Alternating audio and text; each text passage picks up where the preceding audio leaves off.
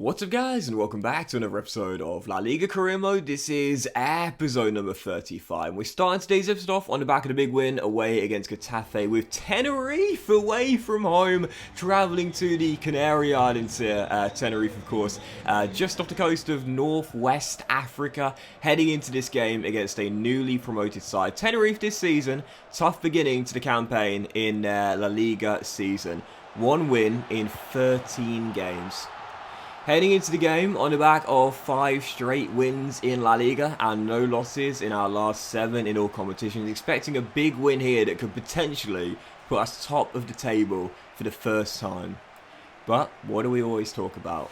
In FIFA Career Mode, sometimes when you take on a side that is bottom of the table, they turn into prime Barcelona. And they started the game off with just 1 win in their opening 13 and rock bottom of the table, 7 points on the board, scoring the opener, going a goal up, and I literally could not stop them doing this sort of stuff. Absolutely glorious assist for Jorge as they went 2 goals up 34 minutes in, and I was just sitting there thinking, what is going on? And you know, I really do want to break away from the immersion just a little bit to talk about this, because I think I talk about it a lot, and I do believe there is something in this. Do you remember with RCD Mallorca, right? Last season we lost back-to-back. In Season 1 we lost to them away from home. I can't remember the very first fixture we had against Mallorca and what the scoreline was, but we definitely, for guaranteed, lost 3 of our 4 games against Mallorca, even though back in Season 1 they were a bottom 3 team for most of the campaign and only just about survived, like in real life. And last season, of course, they were bottom of the table for the vast majority of the campaign and ended up getting relegated to the Segunda Divisions, and Teca, it's the underside of the crossbar, and Tenerife would escape by the skin of their teeth. I just feel like there is something in the game, and of course the word we would use, and I'm very, you might notice I don't often use these words, these 3 words, handicap, scripting and momentum, because they're very what you call debatable things to talk about in FIFA in terms of whether they exist or not. Everyone has different opinions. Now, I've always said I do believe momentum exists in FIFA, and I think it should exist as well. You know, I've talked about it before, out of the 3, momentum I believe does exist for sure, and I think it should exist too, because it's like real football. I mean, how many times do you see it? You know, a team gains momentum, and the other team start to get a little bit nervy, you know, mentally, start to feel the pressure a little bit, make more and more mistakes, succumb to that pressure, and oftentimes that momentum pays off. I think it should be in the game. It's a real thing. We see it in real life. It's psychological, both in individual and team sport, and I do believe it should be in the game. As for scripting, I've always said I don't believe in scripting. I don't. I think there are certain moments which the game tries to make happen. As we hit the crossbar for the 2nd time in the game, I think there are certain things the game tries to make happen, perhaps to keep the balance of the game, if you will. But I don't really believe it exists like some people do, where they feel like a result is kind of written in the script, if you will, either pre-game or during the game. Having said that, I do now start to believe in handicap, because we lost to Tenerife by 2-0. They were bottom of the table, 1 win in 13, 7 points on the board, just promoted to La Liga via the playoffs. And look, I'm not trying to make too many excuses for myself here, but this is the 3rd time in 4 games against a team that's been bottom of the table that we faced, and it's just felt like almost impossible to beat them, and that their ability is way better than you would suggest based on their current team ability, especially when you compare it to ours and the form of both teams. Tenerife are bottom, 1 win in 13, 7 points on the board. We're top, 5 straight wins in La Liga and no losses in 7 in all competitions. Yeah, I went into the game and I just couldn't stop them. I mean, going forward, they played incredible football, and it was ridiculously hard to keep them at bay. We hit the crossbar twice. It just felt very, well, that word, handicapped. Like I just didn't have the ability that I would ordinarily have against a team like that to get the win, as you would expect. But maybe it's just one of those things that's more psychological than an actual thing that is really in the game. Maybe I was complacent, maybe I just didn't turn up, or maybe after 4 straight times this has happened, handicap is in the game. I guess today, really, and I do apologise for breaking away from the immersion here, as we take on Frankfurt for the 2nd game of today's episode. We're talking about breaking away from immersion. Oh, I'm so sick of this bug. EA, it's been in the game since the very start of FIFA. The staff on the pitch for a pivotal Europa League group stage game. Come on, get them off. But even so, I do want to ask you guys this question here. Handicap, scripting, momentum, and particularly today, Handicap.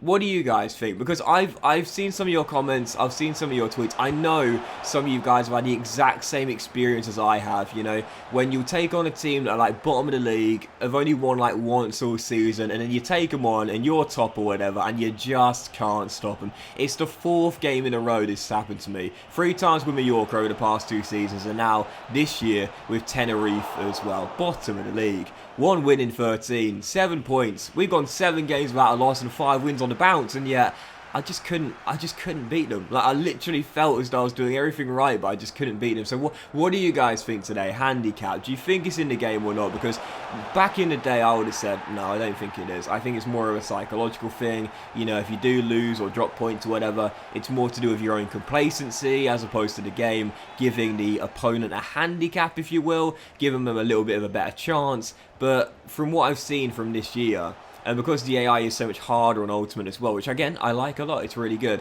it does feel a little bit, I don't know, it just feels a little bit stronger now, you know, it seems a little bit harder to ignore, if that makes sense. So, yeah, what do you guys think? Handicap in the game or not? Does it exist? Let me know, because I gotta be honest, I used to be firmly in the camp of nope, doesn't exist, it's just a psychological thing. But now, after what I've seen throughout this FIFA, and particularly in this save, and also my Bielefeld career mode as well, for those that watched that one too, you would have noticed it. There were many times we faced a team that were either in the bottom 3 or just above it, and we really struggled, yet we could go and beat like the big teams pretty comfortably. I am now starting to think maybe, just maybe, it does exist. And it makes sense too, because think about how many times you take on one of the big teams away and you push them over like 2 or 3-0. Then you take on a side that's like 16th place and you just really struggle to grind out a 1-0 win. What do you guys think? Handicap, yes or no? Does it exist? Let me know. Even so, yes, second game of today's episode, and this was huge, man. On the back of that loss to Tenerife, I was feeling nervous anyway, and even more so now. Eintracht Frankfurt away, Europa League group stage, match day 5. They're top of the group, they're guaranteed to be going through, they're now just looking to guarantee top spot.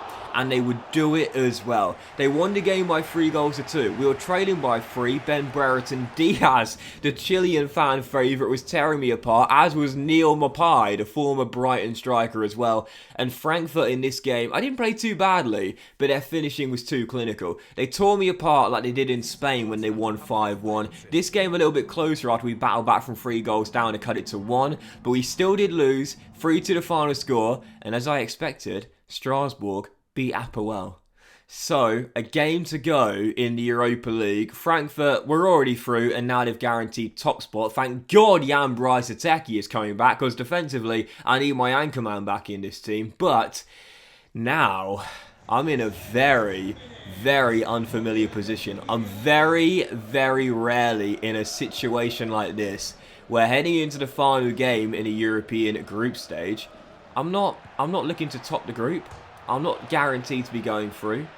I'm probably going out. Well, at this stage, that does look very likely indeed.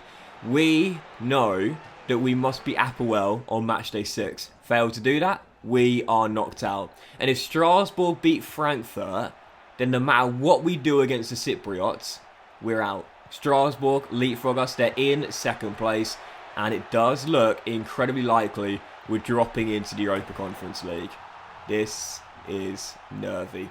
Very nervy indeed. We can ask to reach the final. I might not even get out of the group. Oh my god, I'm so rarely in this position. And you best believe, you know, you'd often see it in my European games. I'll rest like 4 or 5 players. No, not at all. That Apoel game, I don't care if they're rock bottom of the group, man.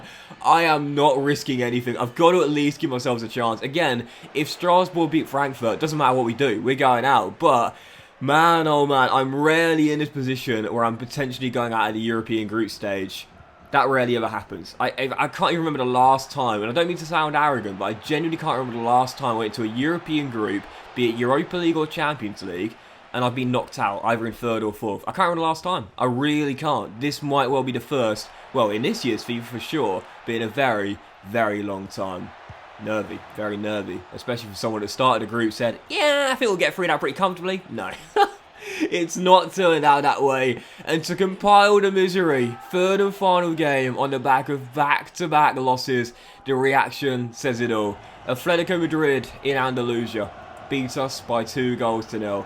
First João Felix, the Portuguese wonder kid, and then Luis Suarez, the wily old dog, the Uruguayan, makes it 2. Atletico battered me, didn't deserve anything from the game. They were the far better team. Yes, we hit the crossbar again, but I was the worst team. I deserved to lose. Atletico get the win. So, things are all smiles for Granada recently. We had 7 games without a loss and 5 straight wins on the bounce in La Liga. But life comes at you fast in FIFA career mode. We've gone from being a point away from top of the table to now 4 points behind Villarreal and Real, and now 2 points behind Atletico, who leapfrog us, and we're only ahead of Barcelona on the head-to-head record. We're also possibly going out the Europa League in the group stage. Tough times make tough teams. I talked about it, and right now we're going through a very tough time. 3 straight losses, gotta respond. Our European dreams depend on it. But that will end today's episode of La Liga career mode, guys. Big thank you for watching. Hope you've enjoyed it. If you haven't, please drop a like. Much love to you all. Have a fantastic day, and I'll see you for the next episode of La Liga career mode very soon.